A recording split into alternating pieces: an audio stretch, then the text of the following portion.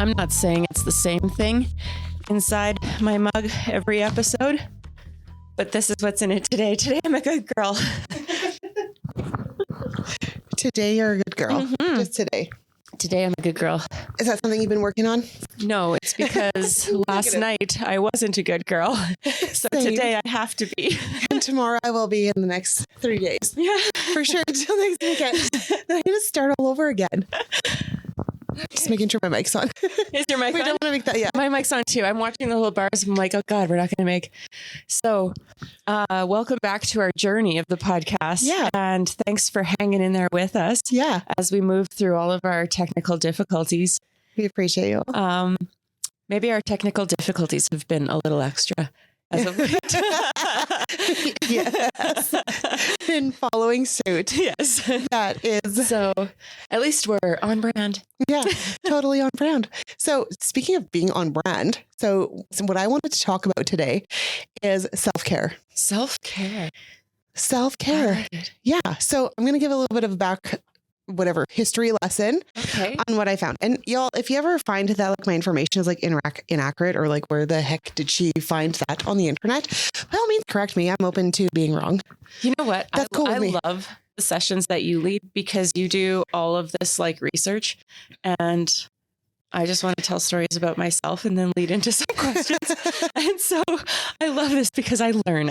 I learn from you all the time. Thank you for saying that. I love doing the research. It's so fun for me. I forgot how much I love being a student. Oh, this is until it was like everything about doing this I love. All right. So self-care. Okay. So I Googled it, like self-care, how do you start a top? Yeah.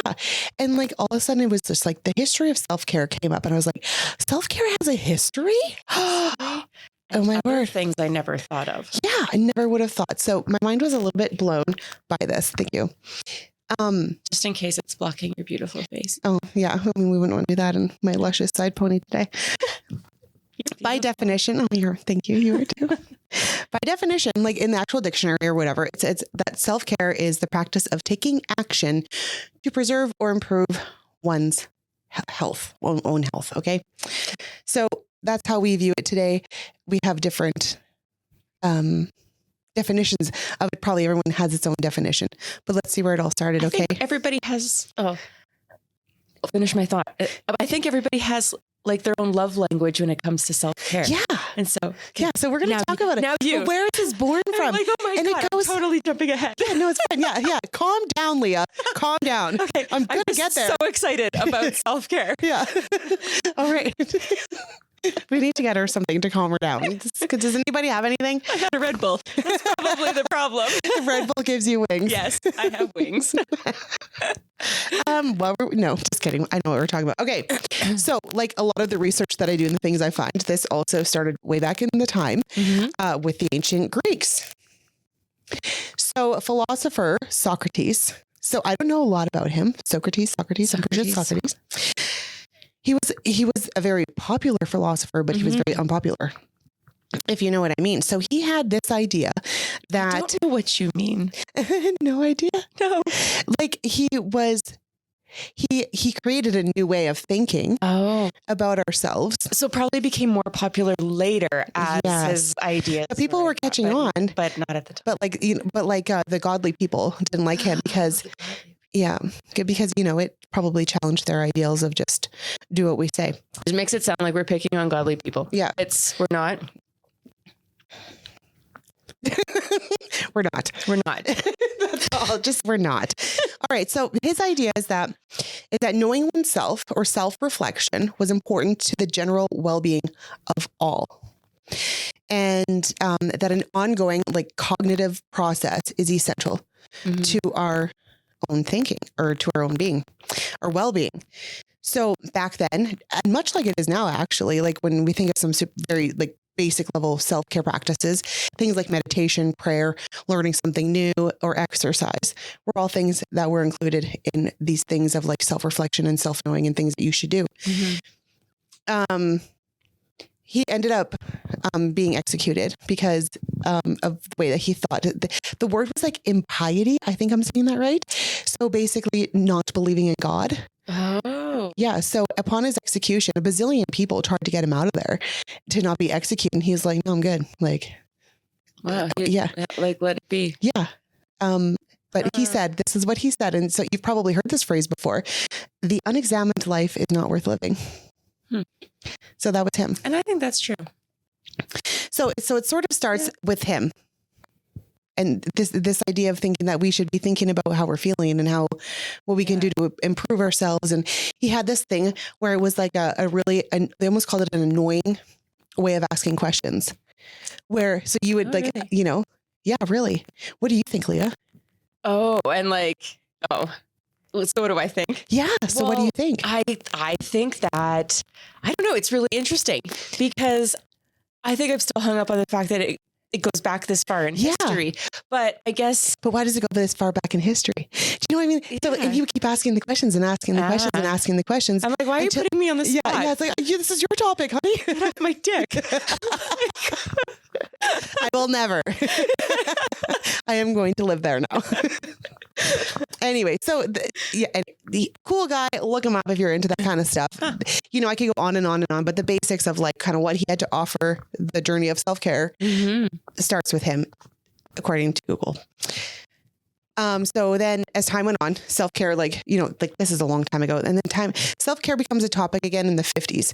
And this is when in the medical care community where patient-centered care and medicine became a thing, a new way of giving care. So it's like giving patients the autonomy over their own care. So deciding. I feel like we're still fighting for that today. Totally. But this is like when, even like I work in healthcare and it's like patient-centered care. Like that's still like a motto or like a phrase or whatever that's used very commonly in terms of like what we do and what our mission statement is. Yeah. Patient-centered care. So like you tell us how we can help you. But it doesn't actually always work. Yeah. It's, I'm not going to get into that. Words. Yeah, those are very nice words. And here's where it gets really interesting to me is that self-care was used, this term was like re-energized by the Black Panther Party as a way to fight systemic racism. So when they were going through their big movements to avoid burnout and people giving up the fight, they promoted self-care so that they could stay energized in it. It's just like, you can't just be fighting all the time. Like you gotta, Well, God, you think about how long that fight's been absolutely fought for. Yeah. Isn't that interesting? I wonder. Super cool. Did you happen to find out what kinds of things that they were promoting for? And they just said that they highly promoted acts of self-care. That's awesome. To keep people moving forward. That's and this part's interesting amidst a super stressful time. Mm-hmm. Well, yeah. Okay. So in the 1980s, that really is kind of like an every man for himself kind of mentality as well. I think that's my hesitation. It's awesome that they promoted that, but it's kind of like, look, no one's looking out for you. You got to do it. Yeah. To keep this going. So you can fight this fight. It's interesting. Yeah. I never would have thought that would come out of my, out of that research. Yeah. Totally cool. No, very cool. So then in the 80s, a self-described woman, her name's Audre Lorde, I'm pretty sure is how you'd say it, Lorde. She describes herself as a Black lesbian feminist socialist mother, warrior, and poet. And she dedicated her life and talents to confronting all forms of injustice. So she's a right fighter kind of woman, and she believed that there could be no hierarchy of oppressions. So it's how I take that is that it's like what you're going through or what you feel oppressed by or whatever is one does not trump the other. Yeah. Okay. She said, and through that, she furthered the ideals of self-care. And I love how she wrote this. She said that caring for myself is not self-indulgence. It is self-preservation.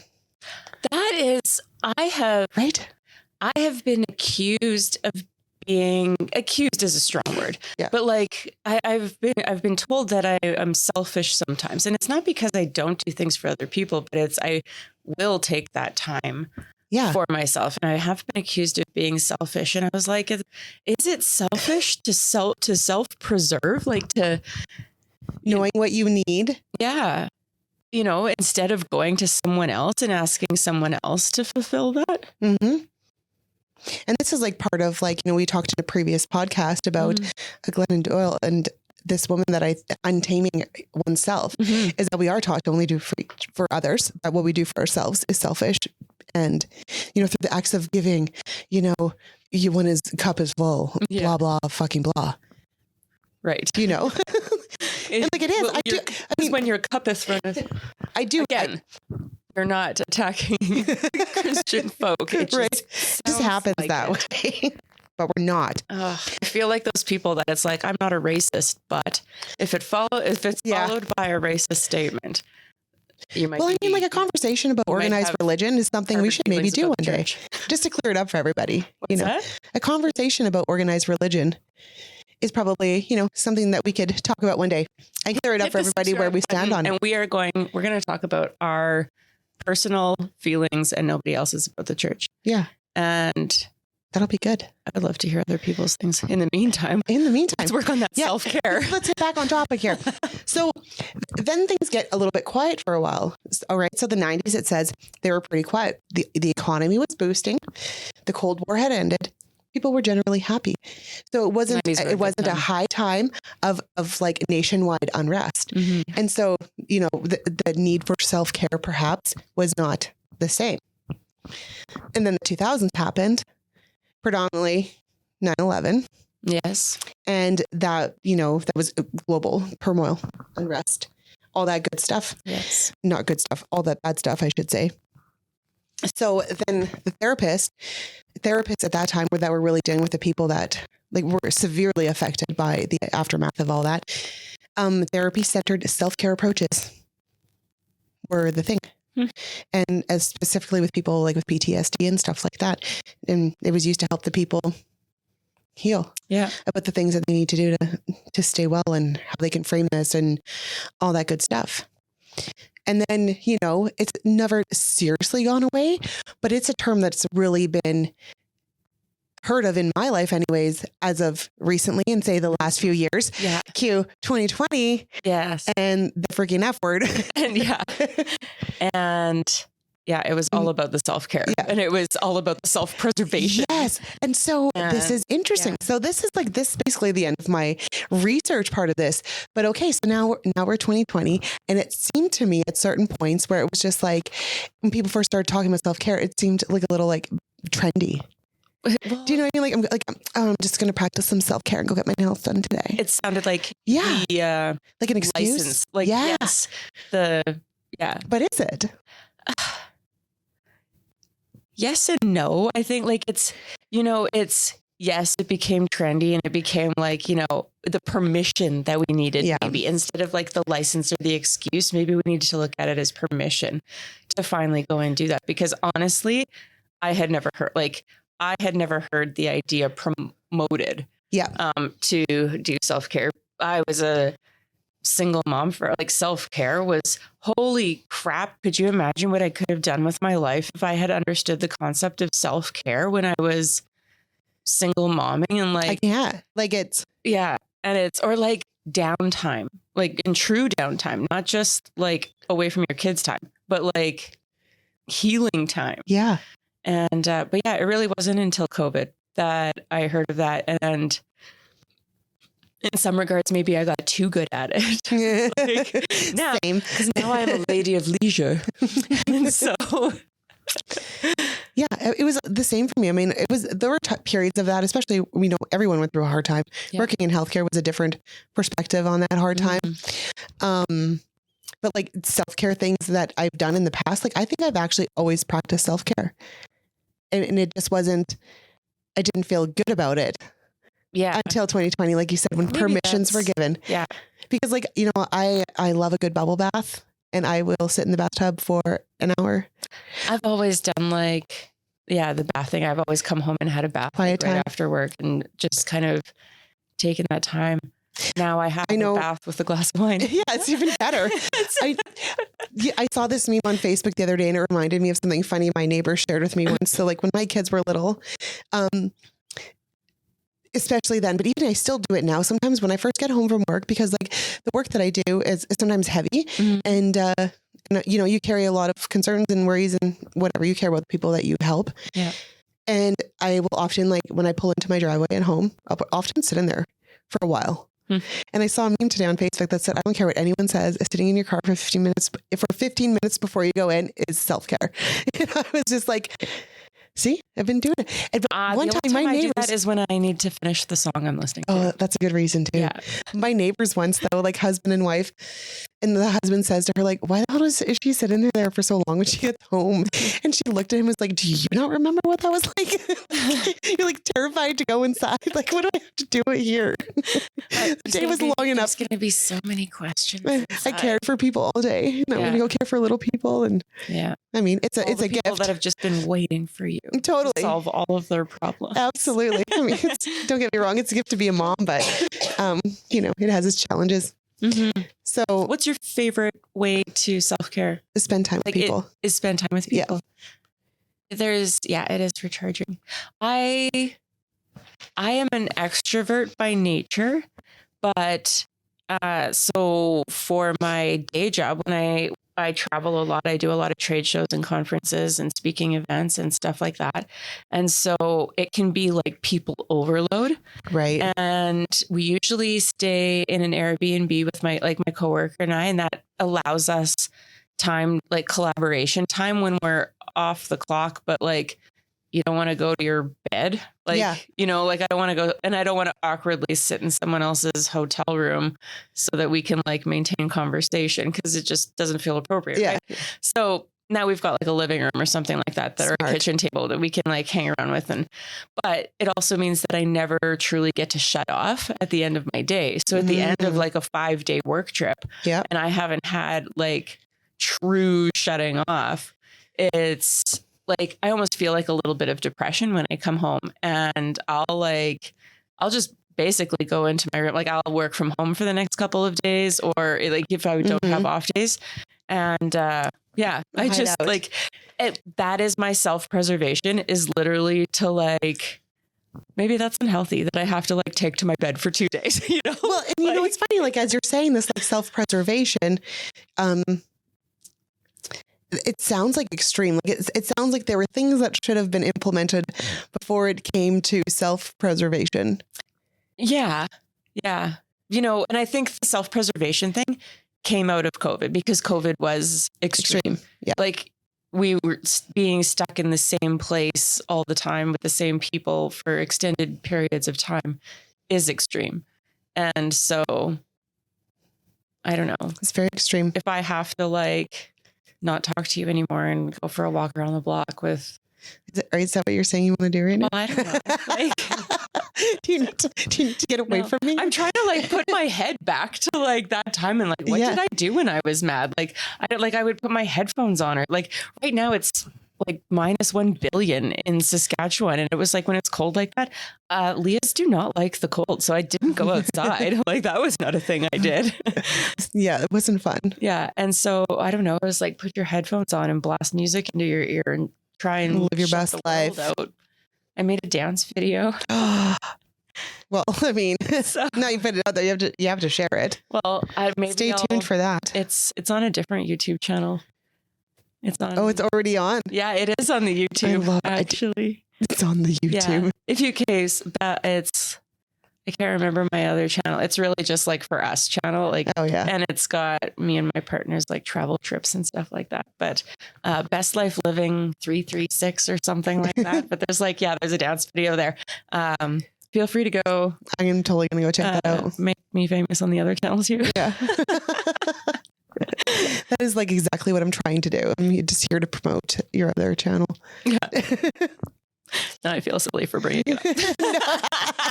Sorry, I didn't mean to do that. Don't feel silly. Promote yourself, girl. Promote yourself. So what is your favorite act of self-care? Act of self-care is taking true downtime because all of the things that I just said, plus I was not always very good at that. Like it was always like on to the next thing, on to the next thing, on to the next thing. And now I'm just better at like taking true downtime. Being still. Yeah. I love being creative. Being creative is like probably my best outlet. I mean, I love about a bubble bath, but it's like a long day of sewing and then a bubble bath at the end with some wine is like an awesome day. I need ways to shut my brain off, and so I've started doing the paint by numbers. Actually, these two of the things up on the wall are paint by numbers. Amazing. That I did, which takes zero talent at all, but look at it though. I can shut my brain off completely. So. Yeah, it's important to do that. Sometimes I just sit and stare at the wall in silence. I'm creative all day in my job, and so I need to like a way to like shut the brain off and like stop being creative, because it can get to be a lot. Like there's a lot of ideas floating up there that like just need a home. They just need a somewhere to land. Do you journal? Sometimes. I'm not a very dedicated journaler. I usually, like if I'm going through like turmoil, I will. Yeah. Because I am my own best guidance counselor. I love it. So I've read once that, what is it? A problem written down is half solved. Yeah. I think you just need to see it from like another perspective, and that can often change things. Totally. There's been times where like I've complained to my friends about something that somebody did that really irked me, and I really dwelled on it that day, or like it really affected me that day. Mm-hmm. And then the second I say it out loud, I'm like, you sound like a petty bitch, Rochelle. Like you're stupid. Like don't. Shut up. You need to let that go. Yeah. Like everyone's like rolling their eyes right now. Like you need to just shut your mouth, because it doesn't even matter. And so I met journaling is like much the same way. Sometimes when you write it down, you're like, I'm actually giving energy to this. What? I am such a like problem solver. Like when anybody tells me something that's going on in their lives, they immediately go into like problem solving mode. Yeah. And so when I write it down and I read it, I automatically go into problem solving mode. Whereas before I may have just been spinning my tires, and it gives me just kind of a clear view, and sometimes I can just solve my own problem. I love that. So I'm really poor at solving my own problems, but I have really good advice for everybody else. Oh, me too. I love giving advice, and I love giving my opinion. That is one of my favorite things. It is. I know. One of my friends told me recently, she's like, yeah, she's like, you always like want to give advice, even when it's not asked for. And I was like, that, yeah. It sounds like you're making a segue. Yeah, I am totally making a segue. Yeah. Wasn't that smooth? I didn't even mean to do that. Like, I'm getting good at this gig. You heard it here first, folks. So let's talk about giving advice, unsolicited advice. Some questionable advice.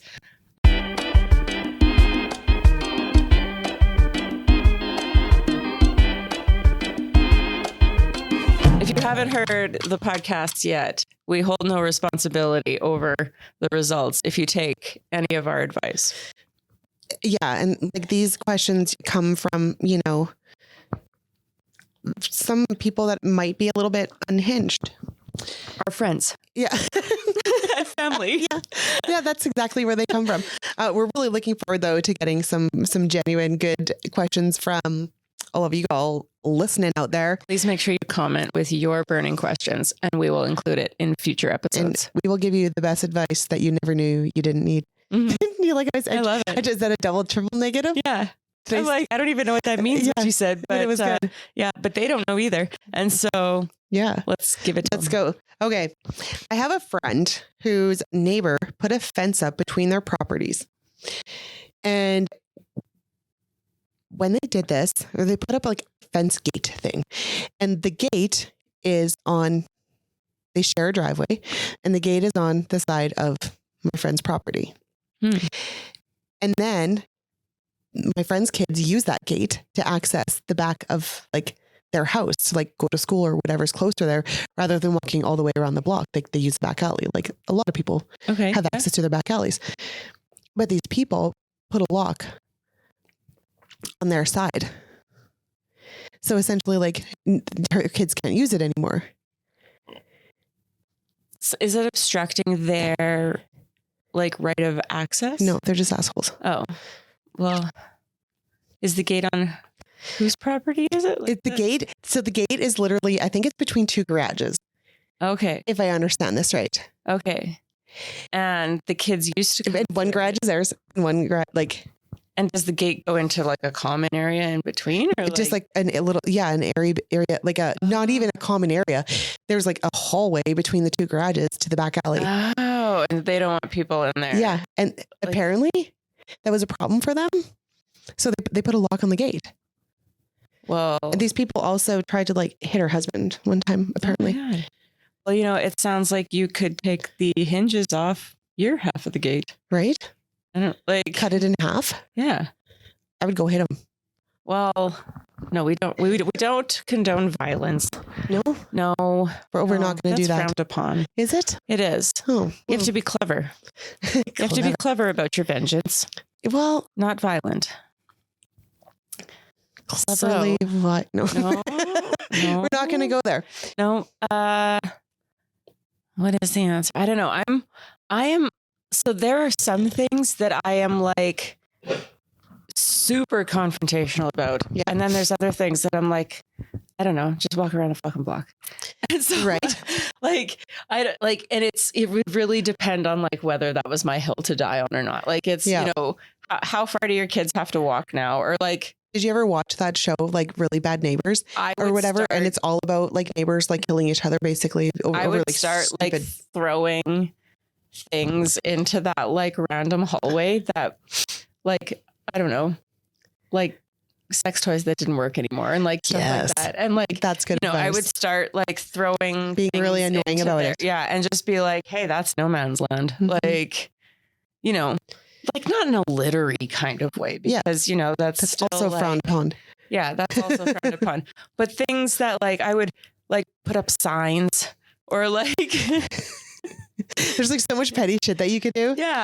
Yeah. Like, the hallway to nowhere, the like, I don't know. I would enter at your own risk. Put in a dog door at the bottom of the gate and send your kids through the dog door. Oh my gosh. Yes. That's what you should do. I think that's the best. That's the Put best in a solution. doggy door. Yeah. Of all the solutions that I just blabbered about. With a bad neighbor. Doggy door. Doggy door. Yeah. All right then. Well, yeah. Good talk. Good chat.